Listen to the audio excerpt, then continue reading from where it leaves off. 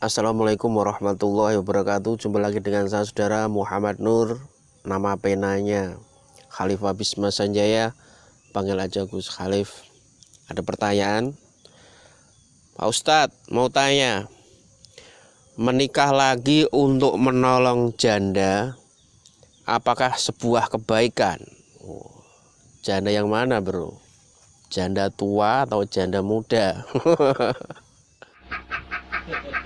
Ya, kalau menolong janda yang sudah tua itu sebuah kebaikan, saudara.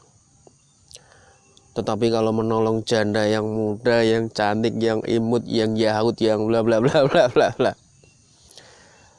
insya Allah kalau niatnya ikhlas juga kebaikan. Tetapi kadang-kadang itu kan dicampuri dengan setan,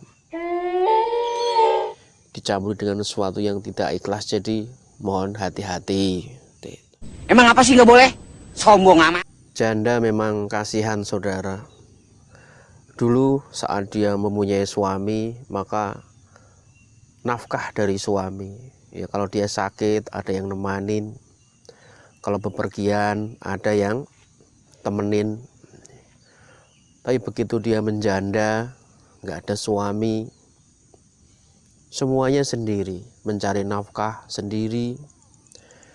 Kadang pergi ke rumah sakit juga sendiri, ngurus surat-surat juga sendiri, malam sendiri, siang sendiri, perih sendiri. Orang-orang juga ngomongnya kadang-kadang nggak enak dengan status janda ini. Ada janda muda yang cantik, dia pakai gelang gitu aja. Itu tetangga juga omongnya nggak enak. Paling gelang itu pemberian dari ini, kalung itu pemberian dari ini. Ini kan nggak enak saudara mendengarnya. Ini janda punya motor baru, gitu aja orang-orang gunjingnya juga nggak enak. Janda bisa beli mobil baru, apalagi udahlah. Prasangka buruknya itu sampai ke wer. Kelihatannya itu nggak ada baiknya, ini yang dicari itu kejelekannya. Ini kan juga psikologi yang mengerikan, saudara. Sana sini dijelekin orang, sana sini digunjing orang. Memang kasihan para janda, saudara. Apalagi para ibu-ibu paling benci dengan misalkan di sekitarnya itu ada janda, apalagi muda yang cantik. Kenapa? Ya mereka takut suaminya tergoda dengan janda itu. Janda memang kasihan, saudara. Mungkin dia lagi kerja, pulang kemalaman, itu juga omongan orang, nggak enak. Pasti dia mampir ke sini, pasti dia diajak sama ini, pasti dia lagi ini. Ini kan kasihan, saudara. Apalagi janda akibat perang, kayak perang di Irak dulu, perang di Suriah, perang dunia kedua, dan perang-perang di daerah yang lain. Ya, bayangin seorang ibu nggak tahu suaminya di mana, nggak tahu anak-anaknya di mana. Sang ibu ini status janda juga dia nggak tahu sampai kapan. Jangankan untuk sekedar makan, saudara, hanya sekedar untuk hidup itu adalah sebuah perjuangan yang berat. Janda akibat perang, ya Allah.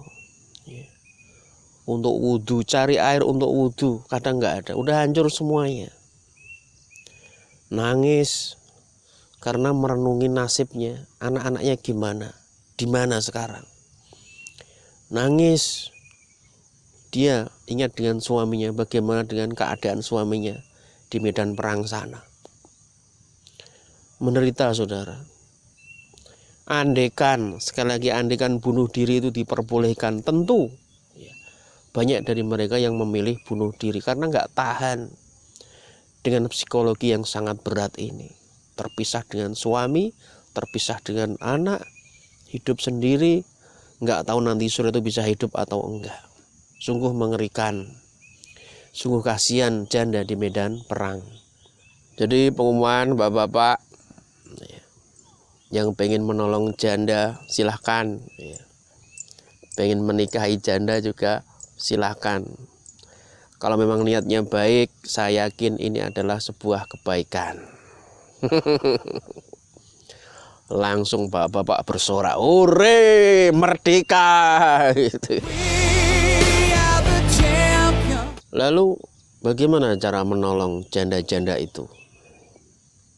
Kalau disantuni, nanti istri marah, istri curiga, ini kan jadinya nggak enak nanti. Kalau langsung dinikahin, wah, bukannya marah lagi istri ya, dar der dor dor. Tetapi kalau dibiarkan, nggak tega. Nah, terus bagaimana solusinya Pak Ustadz? Tanyakan kepada rumput yang bergoyang. Mungkin ada yang protes, "Pak Ustadz, cepatlah cari solusi." Baik, solusi pertama, ya misal ada seorang istri yang bilang begini, "Udahlah bang, nikahi dia, kasihan tuh janda depan rumah, masih cantik, digodain orang banyak, aku nggak tega ngelihatnya. Udahlah, aku rela jadi istri pertama, dia jadi istri kedua, yang penting abang adil deh, nggak apa-apa, nggak masalah. Swear bang, swear."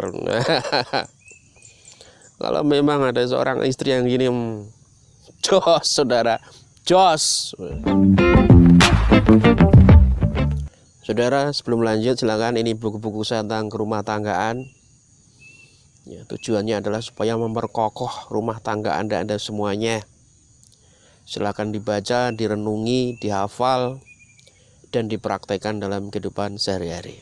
Oke, lanjut. Mungkin ada yang protes, "Pak Ustadz, istriku nggak pernah nawarin kayak gitu. Gimana cara ngomongnya?" Ya ngomonglah sama istri. Solusi kedua ini, "Wah istriku, aku tetap mencintaimu. Tetapi bagaimanapun juga janda di depan rumah itu harus ditolong. Jadi izinkan aku untuk menikahi janda itu." Tapi bapak harus hati-hati ya ngomong gini, tapi mata tetap ngelihat istri. Kalau Anda ngomong gini kemudian istri tiba-tiba megang pisau atau megang batu, siap-siap lari bro. Kalau nggak lari akan terjadi film action di tengah corona.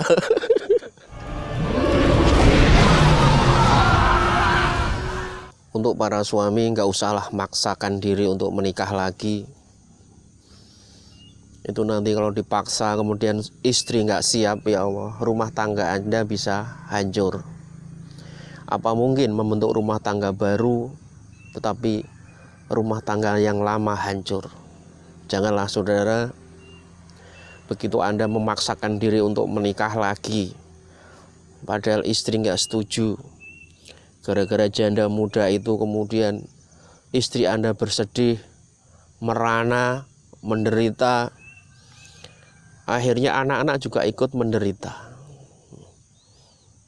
Di puncak kemenderitaannya ini kemudian istri Anda tiba-tiba ke pengadilan menuntut cerai. Ini kan atmosfer rumah tangga nggak enak saudara. Kira-kira dalam suasana seperti ini anak-anak membela siapa? Bela bapaknya atau bela ibunya? Pasti yang dibela adalah ibunya. Oleh karena itu saudara, ayolah, nggak usahlah terlalu kita gegabah dikit-dikit niatnya menolong tetapi menghancurkan keluarga sendiri. Tapi nggak tega melihat dia, ya nggak usah dilihat, tundukkan pandangan bro, tundukkan pandangan. Ya untuk para bapak yang pengen menikah lagi, dia nggak mempedulikan suara istrinya, nggak mempedulikan suara rumah tangganya, dia maksa nikah lagi. Ya bisa jadi skenario terburuk adalah istri Anda minta cerai. Lalu keluarga ini bercerai. Itu kan ngeri saudara. Anak-anak pasti ikut sama ibunya. Panjenengan sendiri ya, bersama istri baru itu ya. Ya dalam kondisi ya mungkin pengantin baru kali ya, tapi kan usianya sudah nggak muda lagi.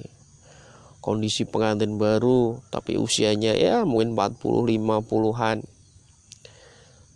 itu harus menjadi keluarga baru lagi, membesarkan anak lagi dari kecil di usia segitu, membesarkan balita lagi, memulai lagi dari bawah.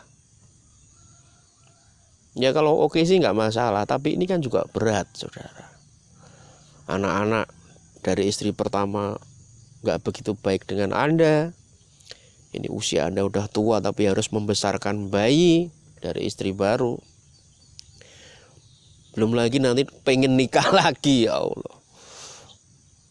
Makanya dari itu saudara, ayolah, tidak masalah mau menikah lagi.